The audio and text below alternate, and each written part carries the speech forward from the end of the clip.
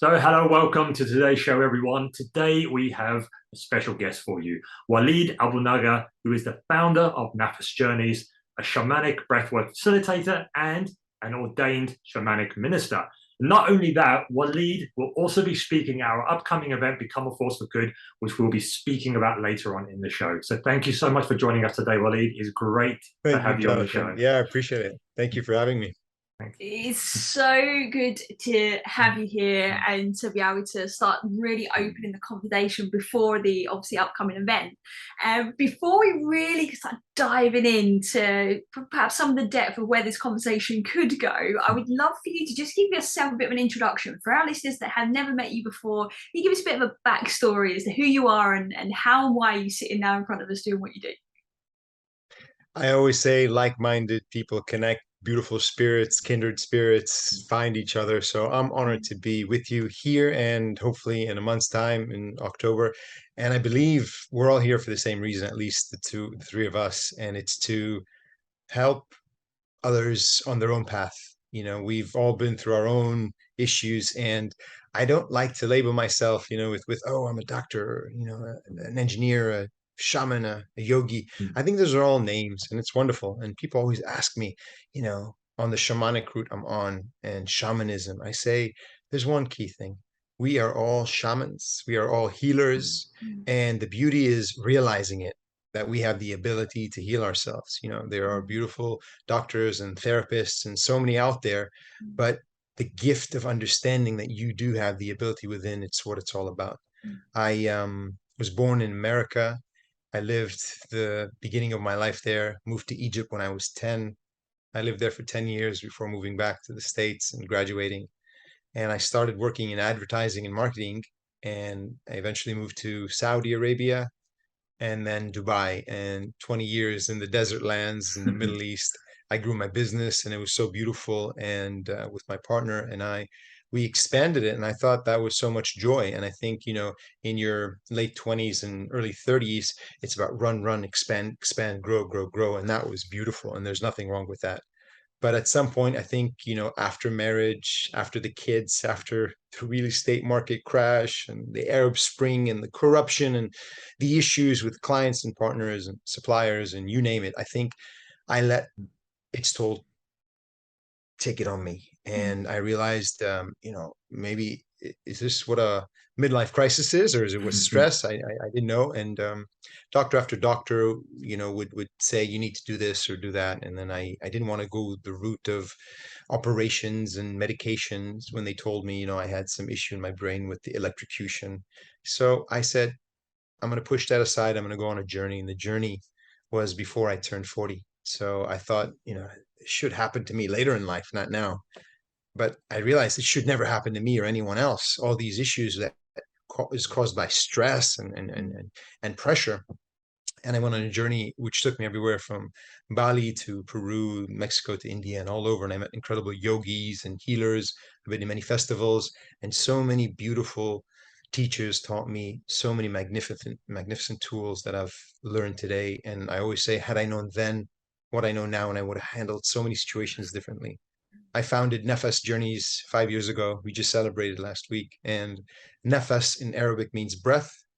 It comes from the word nafs, which is spirit. And we host transformational journeys around the world.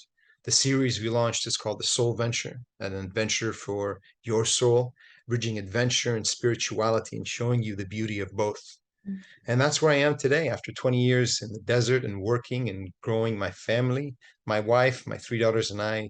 It's our fourth year here in Bali, and it's been a wonderful journey, similar to your journey and your path in, Thailand. So it's a blessed journey. I'm blessed to be here. I'm honored, and I enjoy every day, as opposed to back then when I liked what I did. I didn't love it. Today, I love what I do. So you can see that's in a nutshell. it just oozes from you. Absolutely. And by the way, I'm actually super surprised to hear that you're in your 40s. Yeah. You just look I just so turned vital and well. 47 yesterday. It was my birthday. Yeah. So yeah, I feel 27. I always say age is nothing but a number. Yeah. And I'm just as keen to fly with all the youngsters when I play basketball or paddle tennis. I'm like, God, I'll take you guys on. So I love it. Our goal is to get younger it every year, and you are definitely modeling that. I love it. Beautiful journey, beautiful intro. I would love to touch on many things that you've mentioned already. The first thing I'd really love to kind of get your thoughts on is, you said there is, in many ways, you wish that obviously people didn't have to experience suffering, in a sense, right, before realizing what is available as like the alternatives. But what's your thoughts on that part of the journey perhaps being necessary to bring us to where we are now, like in your example? Because something's obviously triggered absolutely. your journey. I think if I didn't had or have what I had, I wouldn't be where I was. I said, had I known then what I knew now, I would have handled situations much differently. But I think it's part of the process. It's, a lot of people today talk about the dark night of the soul. They talk about, with depression, anxiety, panic attacks, and everything that's going on in the world today. It's taken its toll and its pressure. But a lot who join the journey, join the breath work, join all these, incredible sessions of healing, come with all the problems, and they're related to loss of a loved one, health issues, financials. So sometimes, yes, you do get a speed bump in life, and that speed bump is, maybe that entrance to the next shedding of the skin. So I'm grateful for what happened to me, and everyone else. I try to tell them it's grateful. I look back and I just say, I wish I handled situations differently, knowing the power of the breath, the power of self-centeredness, the power of calming myself down and not rushing into situations, or, attacking. And that's it. I one of my shamanic trainings and breathwork trainings I've done many years ago, I met a beautiful young man, and I asked him, when did you start this journey? He was only 27. And he said, my first breath work was when I was 17. I'm like, wow, that was 10 years ago. And this is not 8, 9 years ago for me. I'm like, this is so long ago. Amazing. I wish I knew when I was younger. And today I have 3 daughters. They come to the ice with me. They know breath work. They know about psychic hygiene and sage and salt. They know about the drum and the rattle. They know.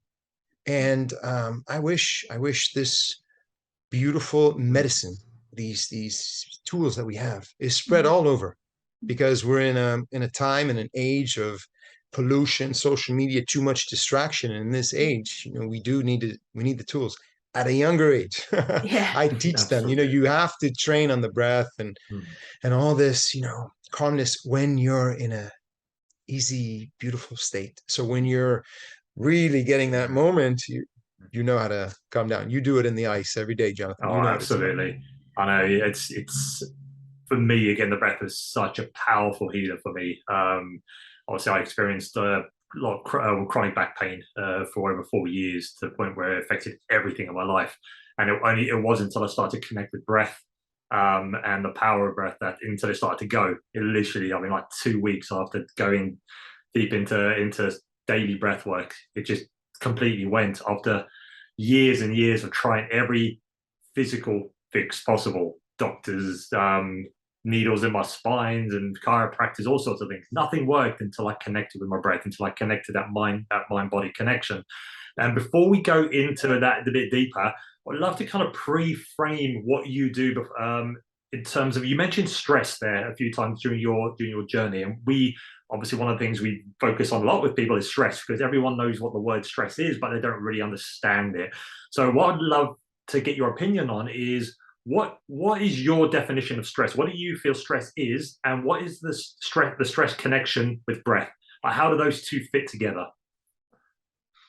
That's a beautiful question. Stress is a silent killer. That's what I say. I always share about my grandfather, the story of, he was a farmer in a village in Egypt, and he was a trader, and something happened in one of the trades one day, and then he had a heart attack and died. Never met him.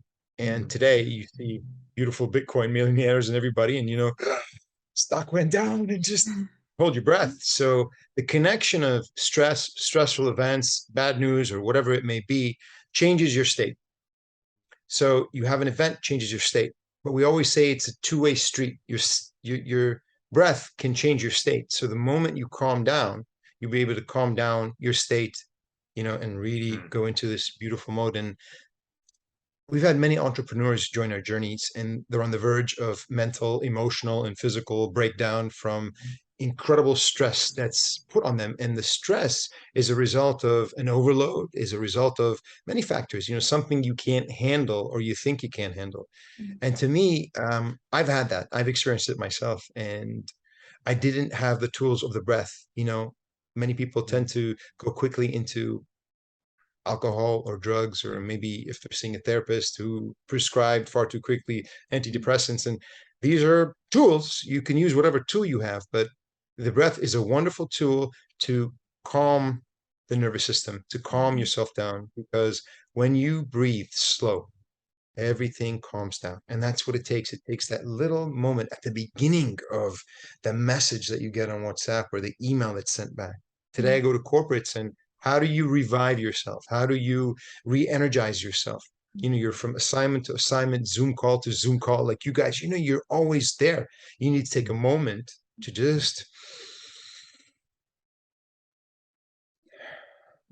and they say one deep and conscious breath can put you in that meditative state that you need. That's one. So try 3, about 5, and then just that breath practice. So there's the relationship in healing. And stress is not an easy topic, and it results to many other factors. And we've seen from all the case studies, diabetes and cancer, and you name it, it can come from just a trigger. Maybe anger, something that could really just change the dynamics in your body. And absolutely. It's like when I think it's those moments is I think what gets people into trouble is, like you said, is when they're in those stressful moments, they overreact. They react while in a stressed state, which is not the most resourceful state to act from and make decisions from. And like you said, when you start to calm things down and you slow down and really switch your state into that calm, relaxed state, that's when you make more resourceful decisions, because you do slow everything down. Your thoughts slow down. You're able to process emotions more effectively. You can then think, oh, okay, how am I going to respond to this email, this person, or this event that's happening in front of me, instead of just reacting when you get stressed. And I think if we can just take those 1, 2, 3, 4, 5 slow, deep breaths, and then, okay, what's next? Instead of getting stressed and quickly reacting to it, is noticing when that comes up. It's, oh, okay, I'm feeling that agitation, I'm feeling angry, I'm feeling whatever it is, frustration. Take some slow, deep breaths, calm down, and then go, okay, now what's my next step? And I think if we could just do that, just to start with, it's a great stepping stone to avoid so much conflict with colleagues, with spouses, with ourselves, and to be able to kind of come and live from a more resourceful, healthy state, I think. I think the one key thing people tend to forget is that it's not about calming down after or 5 minutes later. It's calming down at that moment of burst, at that first moment of, spark. And that's where training comes in, where you practice breathing, where you're meditating in the morning, when you're breathing, when you're just aware. Breath work is all about, as you know, conscious breathing and being aware of every breath. And so when the moment of impact hits, that's when you calm it down. But if you already burst and then, okay, I'll take a breath and calm it down, sometimes the damage is done, not necessarily irreversible, but it's done. And that's where practice comes in, and working on yourself. With the journeys that you take your community through, is breath like the foundation? Is that kind of the first thing you would guide your community on? What do your journeys look like?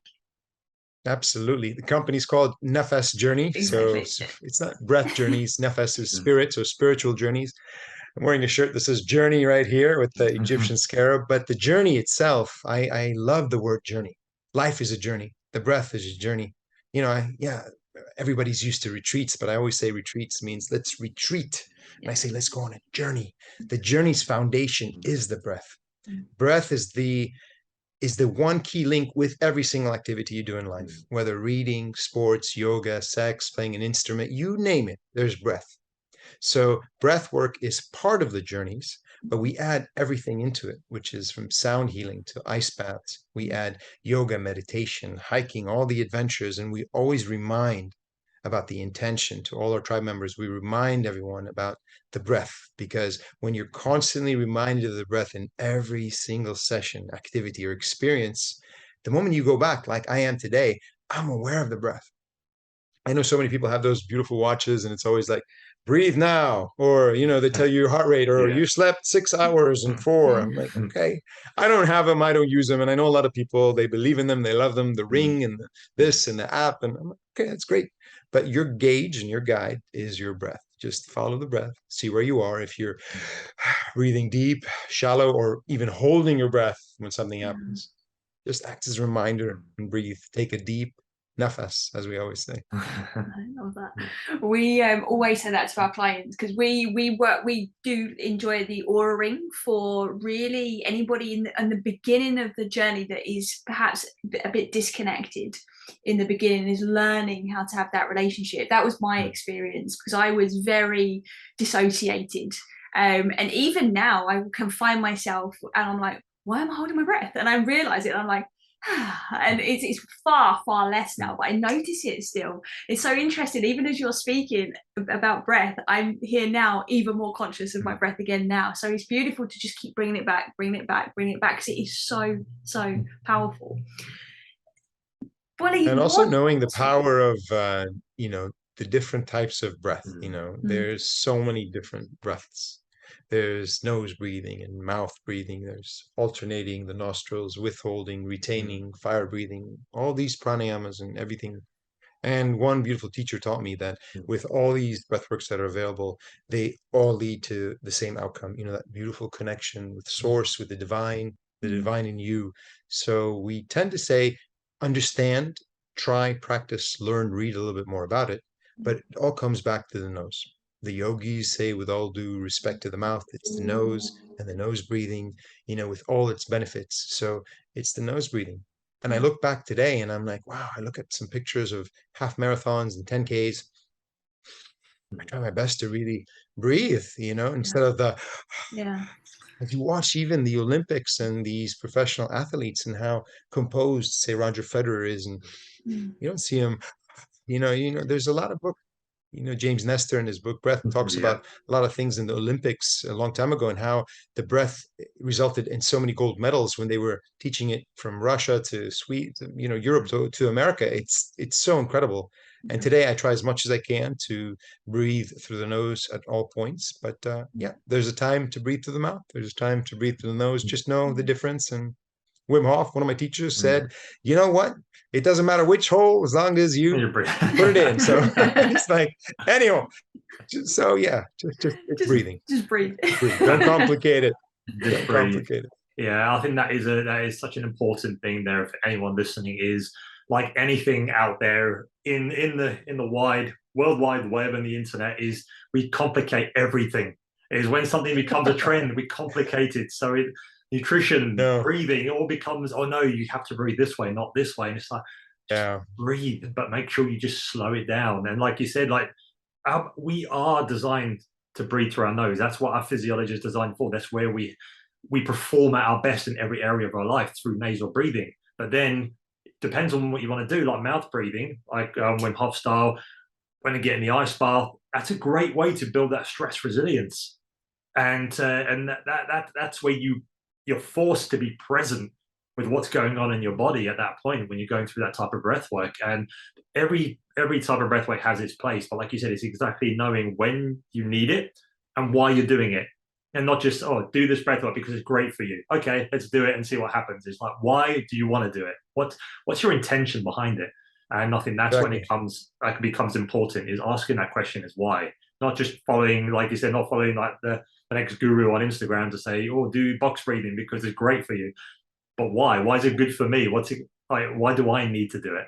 And I think that's it. Start to question and see what works for you. Because I tried a lot of different guided meditations when I first started my own self-development journey. And it wasn't until I started to get into retention breathing that I started to really see the shift in my physiology, in that connection between mind and body. And that's what really sold it to me, in terms of how powerful the breath can be. And then after that, it just expanded into everything. It's beautiful. Mm. Yeah, and I tell everybody, some people like Pilates, some people like yoga, Mm. some like CrossFit, some like this and that. Try different types of breathwork, see what Yeah, works with you. And it's always also the energy of the person yeah, facilitating sometimes, and it's the definitely. set and the setting, the music, the location, how you Mm. feel. So just Mm. Try it. it's a journey. I always say it's not a one-time off Mm. like yoga. The Yeah. more you do yoga, the more flexible you are. The more you go to the Mm. gym, the And stronger you stronger, become. yeah. It's not just I'll go one day and say nothing happened. No, you put in the effort, put in the hours. I'd really love for you to share with us why adventure is such an important part of what it is you do. That is something special to me. I would always visit my mom in Egypt and sit down and talk to my cousin who's my age. We grew up together and we played judo together. And every day, every time we'd meet, he'd tell me he's a surgeon, and he said there was a 3-day-old baby, and I operated, and we did this, we did that, and it was a 4-hour surgery, but this happened, that happened. I'm listening to him mesmerized about how much he loves what he does. And not a day in his life does he work, but he just, he was Mm. part of a team of 4 doctors and 16 hours operating, disconnecting, co-joint twins. And, I'm sitting in awe and I'm thinking, I'm helping Samsung sell phones. Okay, this is great. I'm good at it, but there's no passion. So I'd go to event after event and festival after festival, Tony Robbins and Mind Valley, and write all these books and journal. And the same question kept on coming back. What do you love doing? And I loved sports all my life. I was a national champion in judo and track. I had a double scholarship. I love sports. So sports is one of the top 3 things in my life. And I also love traveling. I love traveling like almost everybody in the world, but I love traveling with purpose, even till today with the family and going to Somalia and all my travels of the mountains and the hiking and the rafting in the rivers. I love traveling and I found my spirit become more alive. I love nature, especially since I didn't really live much in nature, the mountains and the jungles and so on. So the second thing was always adventure and travel, adventure and travel, adventure and travel. And then, in a breath work, everything connected to me many years back. And I actually named the company after my second daughter at the beginning. It was called Sky Ventures. Her name's Sky. And I'm like, oh, Sky Ventures, cool name. And then I did actually a breath work, the word Nafas came. And it came so clearly. It was actually the logo, and I finished in tears. I drew it on a napkin. I sent it to my brother. I'm like, "Can you make this logo for me?" And he's like, "Okay." And then he made this really cool logo, which I love today. It's Mm. kind of like I embody it. I love it. I feel it. It's me. And then I look back 35 years ago.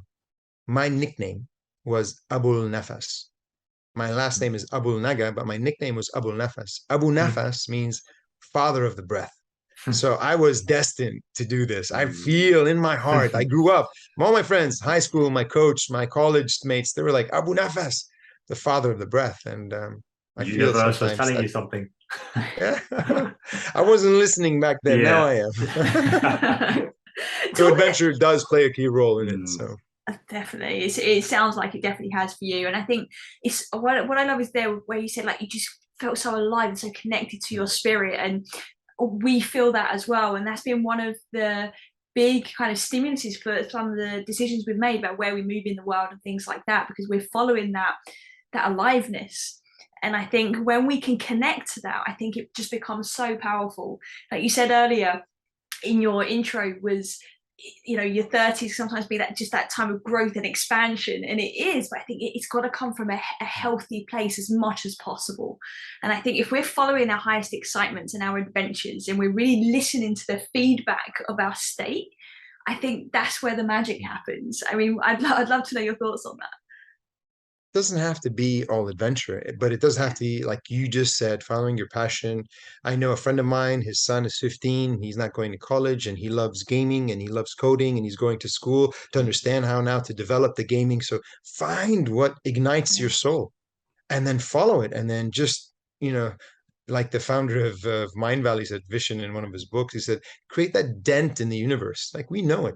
We're here to make a difference. There's no selfishness. If we want to awaken humanity and change the world and open up that consciousness. There's so much beauty in the world, but it comes from community, connection, and doing what you love. So find, maybe all the listeners who are going to join us later and now, find what you love and follow it. And even if you can't, you know, there's a lot of things with debt, with marriage, with work, with life.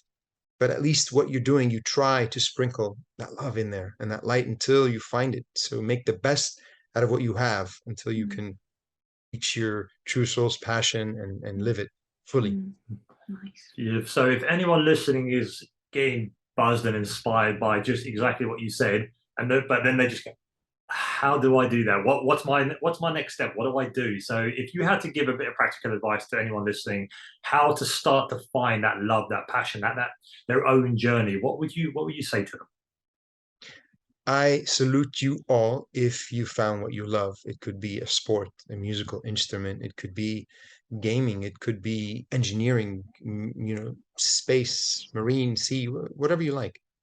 And if you haven't yet, find a mentor, read books. The internet is an open sea of knowledge, endless and infinite knowledge. And if you still can't find, not knowing what you truly desire, whether you're 17 or you're 27, or even I know those in their late 50s still yearning to say, what's next in life? I say, maybe do that beautiful nature hike. Surround yourself in nature. Nature is a healer. Do the meditation, breathe. And in the stillness of the mind, without the distractions, the noise, letting the ego go, and that, you know, chatter in silence inside, your psyche and your subconscious really truly knows.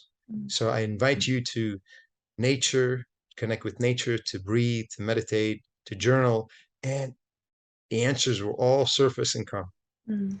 Believe. Oh, I I love love that. that. It's that little belief. The tone of your voice, Walid, as well. Beautiful. Thank you. I would, so staying on the practical route then, since we're going down this path, let's say somebody takes that advice, how do they then drum up the courage to pursue it? I have many who come to me saying, I can't do what I'm doing anymore. I've done it for 20, 25, 30 years. I think I'm done. This is it. I said, okay, so what's next? Either they know what they want to do next or they don't know. And if they do know, the answer always is fear. But I have kids, I have college tuition, schooling fees, I have the house, the mortgage, the rent, you know, and all those factors. I always say the key factor not allowing you to pursue what you love is fear. And there's a beautiful saying by Rumi saying, what if you knew what's on the other side is far greater than this side? It's always the doubt. And I partnered with a beautiful partner, and on my bio on the website, it's still there. It said at the end of the bio, I had a quote, this is 10 years ago, and it said, leap and the net will appear. Trust. But me coming from an entrepreneurial background and really understanding cash flow and debt and partners and all that, I had everything organized. I was very organized. I had a business plan and a budget. I had everything. That's me.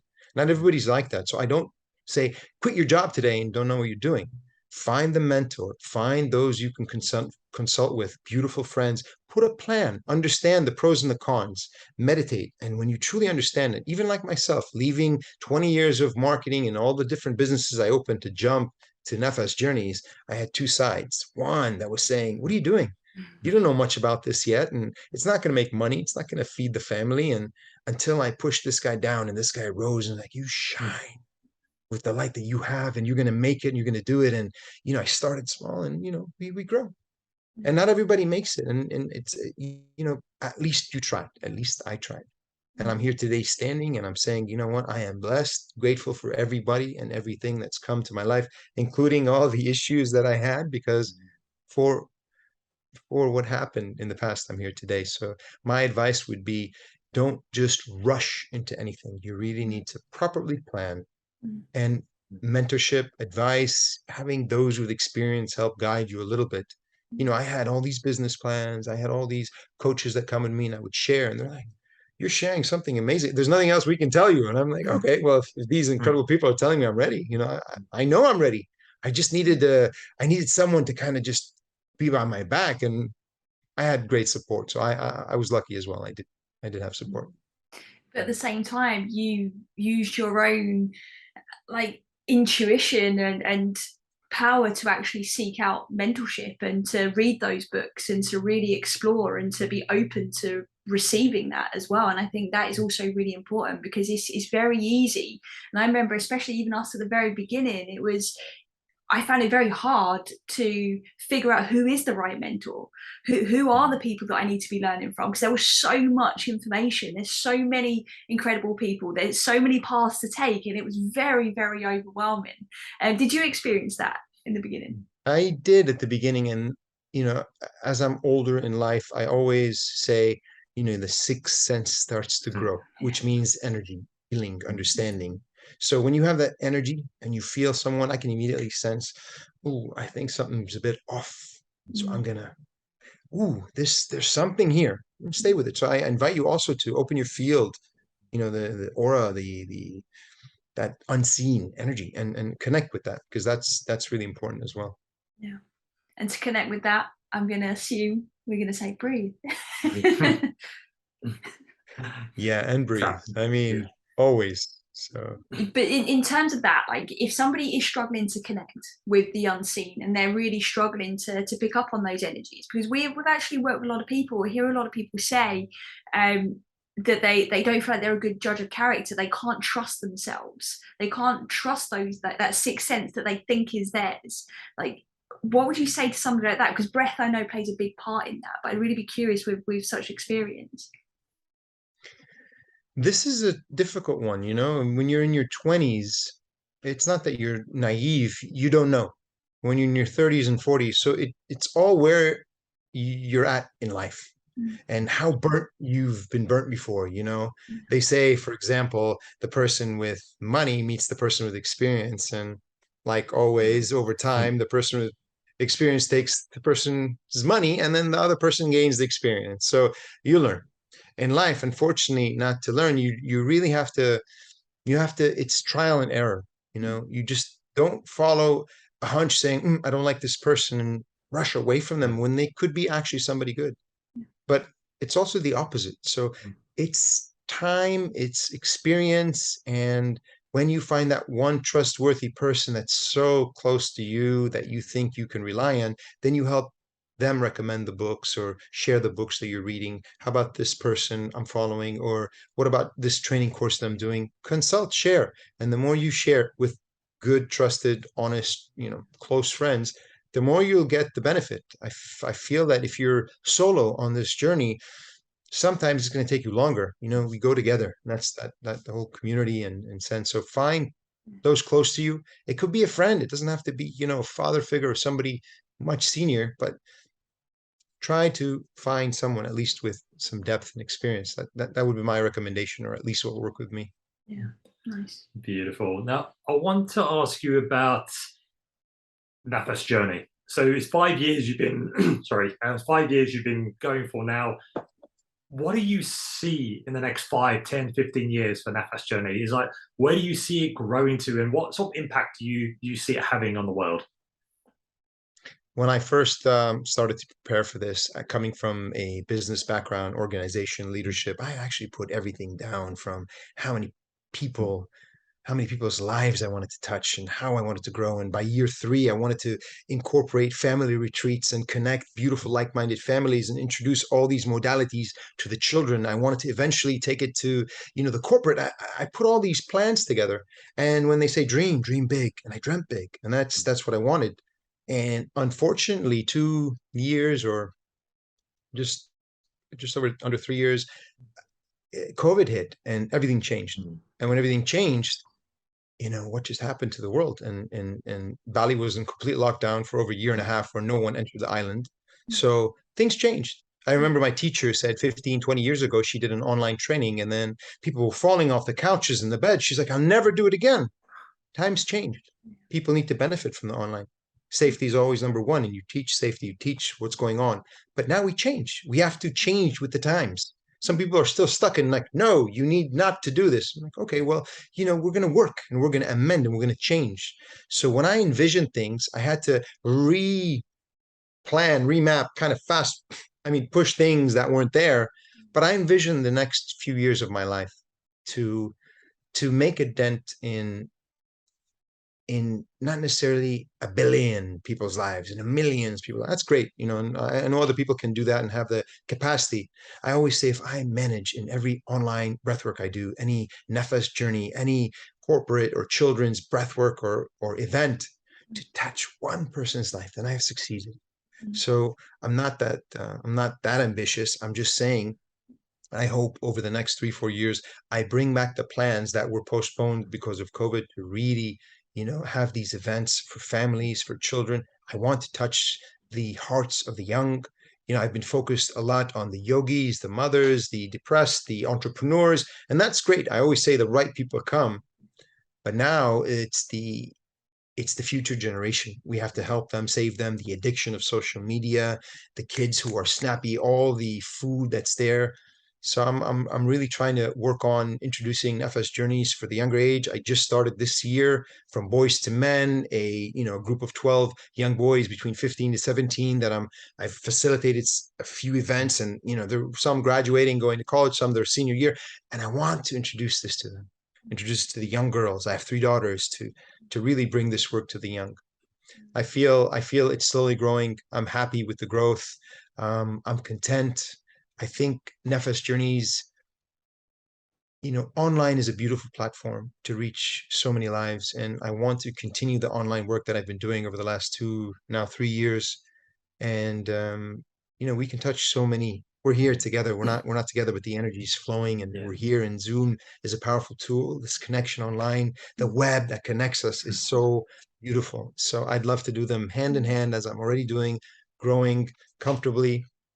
I think I envisioned many things, and some things I didn't even envision, and they're just happening. I co-authored 2 books already this year and last year and this year. I found myself connecting with beautiful souls like yourself, and yeah, so much on the plan. I mean, from the top of my head right now, I just need to go over with you. It's like the new business plan 2.0 version. I'm excited about what the future holds, about what's to come, because today, when I used to give these talks, and this is in 2019, funnily enough, right before COVID, they said the World Health Organization stated by 2020, the #1 disease in the world will be mental health, illness, and so on and so on. This is pre-COVID. And now suicide rates are up, addiction up, depression, antidepressants, you name it. So I'm starting to learn, as I'm not a therapist or a trained psychotherapist, I'm reading a lot more about, depression and anxiety, and trying to understand and looking at courses to dive deep, because many people have problems. Yeah. You're needed, I'm needed, we're needed to help and support in any way and shape we can. Yeah, and you're really leaving a beautiful legacy. Like, that's very clear, and like you said, you can feel that energy, just not only from obviously what the work we see you do, but just in every breath you're taking and every word you speak, you can just feel the impact that you're having. And I really love what you said about just one person. If we could all just focus on one person, no matter what your role is in life, whatever your label is or your title, right, is that you have that ripple effect. And all of the people that we work with, the one thing that we say in return is just pay it forward. Just pay it forward. It could be to your kid, to your neighbor, anything. But that's the way the world changes, right? And I think it's so powerful what you're doing, especially now hitting the younger generation as well. It's beautiful.